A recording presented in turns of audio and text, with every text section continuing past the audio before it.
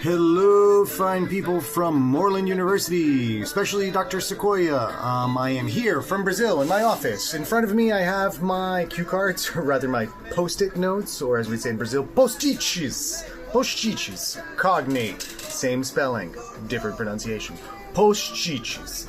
They're going to give me help me explain my thoughts about this. So the first question was, what is reading?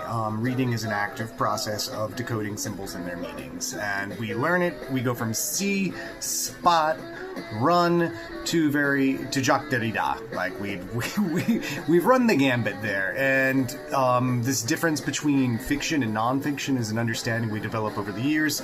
But with fiction, it's really about getting engaged with the author's meaning and ideas and what they're trying to impart with you. Whereas I think with fiction, we're looking more at our emotional involvement with characters and the story and what that's teaching us. I always tell my students that reading fiction is an empathy workout. It's helping us develop our empathy and understanding what it means to be human.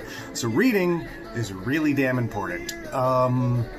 The second question was about morphology and contextual analysis. With morphology, we are looking at the roots of the words and how they give us ideas about what those words mean. And so these are the building blocks of the words. These are our prefixes and suffixes. In English, a lot of them come from Latin. And it's great when we can actually look at the beyond that, the etymology of other words, whether it came from French, whether it came from German.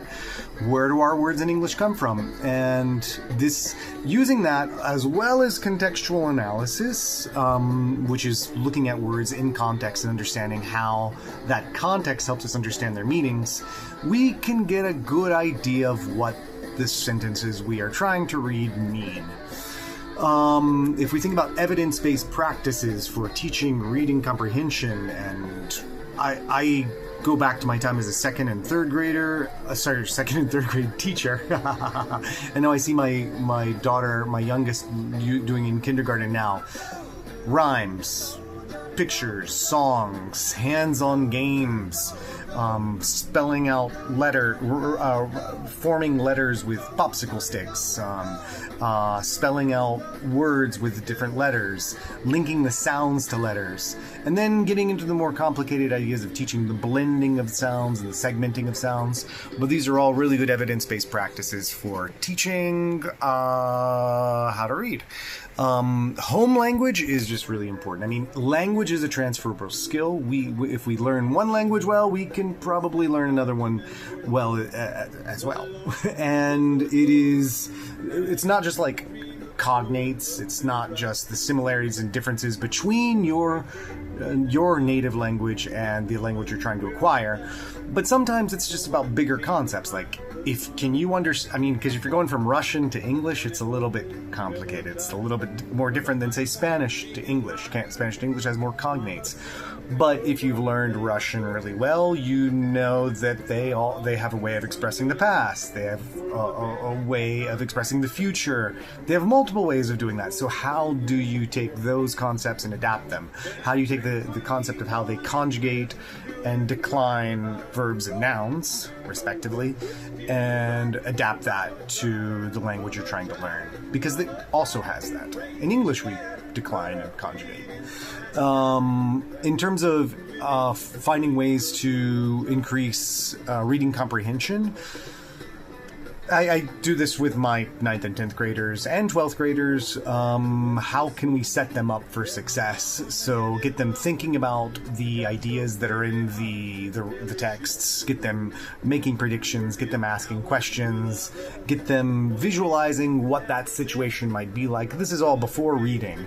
But then as they're reading, it should be a guided process, getting them annotating, getting them looking for key details and main ideas, setting them up to really discover the themes inside the text.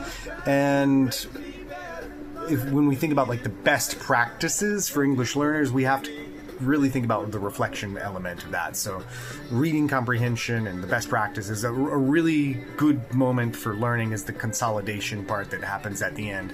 So not only are we like pre-teaching words and previewing the text, but we're also giving the kids moments to speak to in small groups, to have small group discussions, to think about what they've just read, what they've just seen. In my case, we're working with visual text now in 9th grade. Really cool film. Embrace of the Serpent. Really love it.